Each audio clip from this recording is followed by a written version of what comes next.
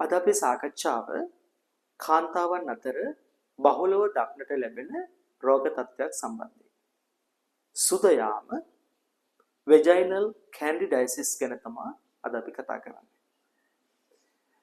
නිරෝගී කාන්තාවකගේ සාමාන්‍යයෙන් යෝනි මාර්ගයෙන් ශ්‍රාවයක් පිටවීම සාමාන්‍යයෙන් සිද්ධ වෙන්න පුළුවන් ක්‍රියාවක්. නමුත් මෙම පිටවන ශ්‍රාවය ගෑවිච්ච තැන්වල කැසීමක් ඇති වෙනවා. ඒ වගේම ඒ ශ්‍රාවයෙන් දුගඳක් හමනවා. ඒ ශ්‍රාවයේ පැහැය ලා කහ පැහැති එහෙමත් නැත්නම් කිරි පැහැති වෙනවා නම් ඒක අසාමාන්‍ය තත්ත්වයක් වෙනවා. ඒ වගේ අවස්ථාවක වෛද්‍ය උපදෙස් ලබා ගැනීම අත්‍යවශ්‍ය කාරණයක්. නිරෝගී කාන්තාවකගේ යෝනි මාර්ගයේ ලැක්ටෝබැසිලස් සහ දිලීර කියන බැක්ටීරියා දිලීර කියන වර්ග දෙකම අන්තර්ගත වෙනවා. විවිධ හේතුන් නිසා මේ දිලීර සහ බැක්ටීරියා අතර පවතින සමතුලිතතාවයේ බිඳවැටීමක් සිද්ධ වෙන්න පුළුවන්. ඒ වගේ අවස්ථාවක වැඩිපුර දිලීර වර්ධනය වෙන්න පටන් ගත්තට පස්සේ තමයි දිලීර රෝගයක් ඇති වෙන්නේ. ඒ විදිහට ඇති වෙන දිලීර රෝගයක් තමයි අපි මේ සුදයාම කියලා හඳුන්වන්නේ. සුදයාමට ප්‍රධාන වශයෙන්ම හේතු වන්නේ Candida albicans කියන ඊස්ට් වර්ගයට අයිති දිලීරයක්. රෝග ලක්ෂණ සම්බන්ධයෙන් කතා කරනකොට යෝනි මාර්ගයේ ආශ්‍රිතව කැසීමක් ඇති වෙන්න පුළුවන්. ඒ වගේම ඒ ප්‍රදේශයේ රත් පැහැයක් ගන්න පුළුවන්. යෝනි මාර්ගයේ කිරි පැහැති එහෙමත් නැත්නම් මුදවපු කිරි වගේ අපි ඒකට කියනවා කර්ඩි ඩිස්චාර්ජ් එකක් කියලා. එහෙමත් නැත්නම් චීස් කෑලි වගේ අසාමාන්‍ය ශ්‍රාවයක් පිට වෙන්න පුළුවන්. මුත්‍රා කිරීමේදී අධික දැවිල්ලක් ඇති වෙන්න පුළුවන්. ඒ වගේම ලිංගික ක්‍රියාවලියේදී විශේෂ වේදනාවක් ඇති වෙන්න පුළුවන්. කාන්තාවන්ගෙන් 75% පමණ ජීවිතේ කවරදාක හෝ මෙම vaginal candidiasis එහෙම නැත්නම් මේ සුදයාම කියන රෝගයට ගොදුරු වෙලා තියෙනවා. සුදයාම සමාජ රෝගයක්ද? සුදයාම එහෙම නැත්නම් vaginal candidiasis කියන්නේ ලිංගිකව සම්ප්‍රේෂණය වන, ඒ කියන්නේ අපි අර සමාජ රෝග කියන කාණ්ඩයට අයිති රෝගයක් නෙවෙයි. නමුත් යෝනි මාර්ගයේ ආශ්‍රිතව අසාමාන්‍ය ශ්‍රාවයක් පිටවීම සමාජ රෝගයක මූලික ලක්ෂණයක් වෙන්න පුළුවන්. ඒ නිසා ඔබට මේ වගේ රෝග ලක්ෂණයක් පවතිනවා නම් අනිවාර්යයෙන්ම වෛද්‍ය උපදෙස් ලබා ගැනීම අනිවාර්ය කාරණයක්.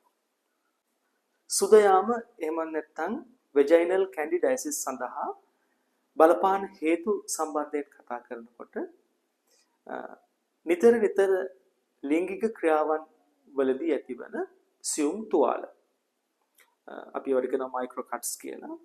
මෙන්න මේ නිතර සිදු කරන ලිංගික ක්‍රියාවන් වලදී ඇතිවන සියුම් තුවාල නිසා එම රෝගය උත්සන්න වෙන්න පුළුවන්. ඒ වගේම පාලනයක් නොමැති දියවැඩියාව.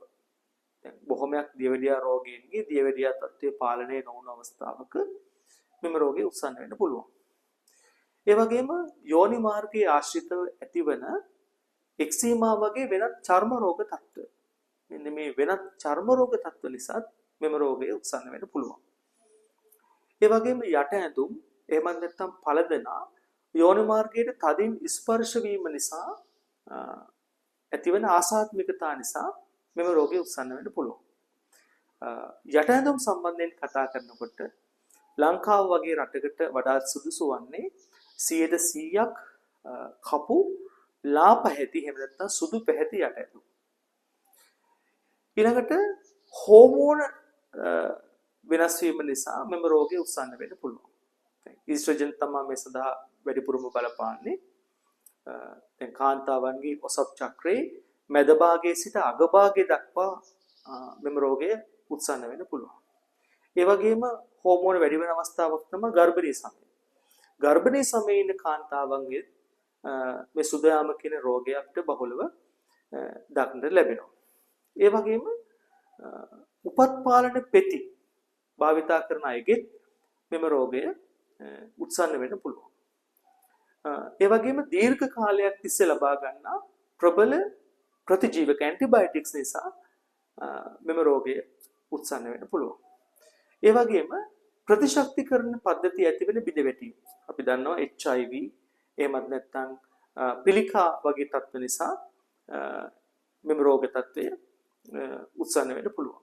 මොකද ඒ වගේ අවස්ථාවකදී ප්‍රතිශක්තිකරණ පද්ධතිය බිඳවැටෙන නිසා මෙම රෝගය උත්සන්න වීමක් සිද්ධ වෙනවා.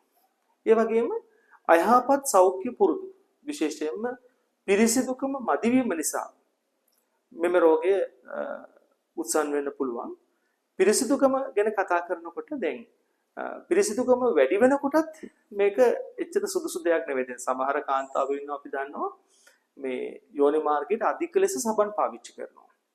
දැන් සබන් කියන්නේ කෝස්ටික් සෝඩා එහෙම නැත්නම් සෝඩියම් හයිඩ්‍රොක්සයිඩ්. ඒක බාෂ්මික දෙයක්. දැන් යෝනි මාර්ගය සාමාන්‍යයෙන් ආම්ලිකයි. එතකොට සබන් නිතර භාවිතා කරනකොට යෝනි මාර්ගයේ ආම්ලික ගතිය නැති වෙලා යනවා. ඒ වගේම සබන් වල තියෙනවා විශේෂ මේද ද්‍රව්‍ය. එතකොට මෙන්න මේ නිසා බාෂ්මිකතාවයෙන් ආම්ලිකතාවය උදාසීන වෙන නිසා ආම්ලිකභාවය නැති වෙලා යන නිසා දිලීර සහ බැක්ටීරියා අතර සමතුලිතතාවය බිඳ වැටිලා දිලීර වැඩිපුර වර්ධනය වෙනවා. ඒ වගේ අවස්ථාවක මෙම රෝගය උත්සන්න වෙන්න පුළුවන්. ඒ නිසා විශේෂයෙන්ම මම කාන්තාවන්ගෙන් ඉල්ලන්නේ මේ අනවශ්‍ය ලෙස නිකන් අර පිරිසුදුකම වැඩි වෙන විදිහට නිතර සබන් ගාලා යෝනි මාර්ගය සෝදා ගැනීම අත්‍යවශ්‍ය නැහැ. ඒ වගේම තයිරොයිඩ් ග්‍රන්ථිය ආශ්‍රිතව ඇතිවන රෝග තත්ත්ව නිසාත් මෙම රෝගය උත්සන්න වෙන්න පුළුවන්. ප්‍රතිකාර සම්බන්ධයෙන් කතා කරද්දී පළපුරුදු වෛද්‍යවරයෙකුට කෙලින්ම රෝග ලක්ෂණ හඳුනා ගැනීම මගින්ම මෙම රෝගය හඳුනා ගන්න පුළුවන්. නමුත් ඇතැම් අවස්ථාවල යෝනි මාර්ගයෙන් ලබා ගන්නා සාම්පල පරීක්ෂාව මගිනුත් මෙම රෝගය අපි නිගමනය කරනවා. ප්‍රතිකාර හරි සරලයි. මේ සඳහා අපි බොන බෙහෙත් ලබා දෙනවා, ආලේප වර්ග ලබා දෙනවා, ඒ වගේම යෝනි මාර්ගයෙන් ඇතුල් කරන පෙති වර්ග ලබා දෙනවා, වෙජයිනල් ප්‍රෙසරිස් වර්ග ලබා දෙනවා. ගර්භණී සමයේ නම් අපි ඇත්තටම බොන බෙහෙත් ලබා දීමක් කරන්නේ නැහැ. ඒ සඳහා අපි ආලේප වර්ග හෝ එහෙම නැත්නම් වෙජයිනල් ප්‍රෙසරිස් තමයි ලබා දීමක් සිදු කරන්නේ.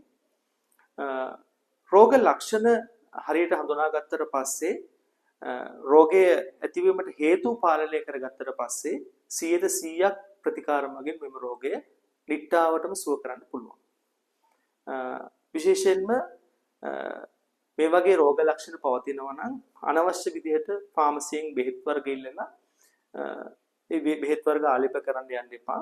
මොකද අපි ගාවට එන්න බොහොමයක් රෝගීන් සිලිබෑග් එකක් පිරෙන්න ක්‍රීම් ಜಾති අරගෙන එනවා. නමුත් ඒ එකකටවත් මෙම රෝගය සුව වෙලා නැහැ.